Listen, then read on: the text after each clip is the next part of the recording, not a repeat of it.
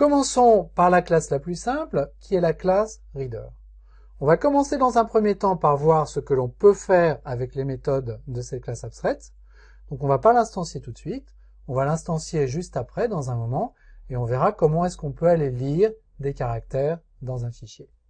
Pour l'instant, ce reader est une classe abstraite, donc il ne faut pas le relier à la notion de fichier, parce que ce reader, cette instance de reader, va être en fait commune à la lecture dans les fichiers, sur des sockets, dans des buffers en mémoire, ou sur encore d'autres médias.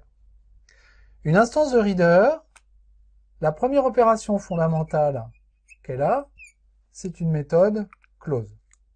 Pourquoi s'agit-il d'une opération fondamentale, la fermeture d'un reader? Eh bien parce qu'un reader, c'est quelque chose qui va aller lire des données de type caractère à l'extérieur du processus de notre application, typiquement sur un fichier ou sur une socket. Donc pour faire ça, un reader va avoir besoin de faire une requête système et va demander une ressource au système.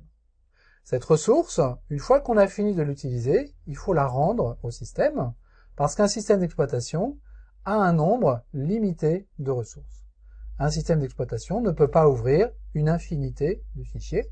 Ce nombre est fini, et sur les gros serveurs, si je passe mon temps à ouvrir des fichiers sans jamais en fermer, à un moment, le système d'exploitation va dire stop et va probablement planter.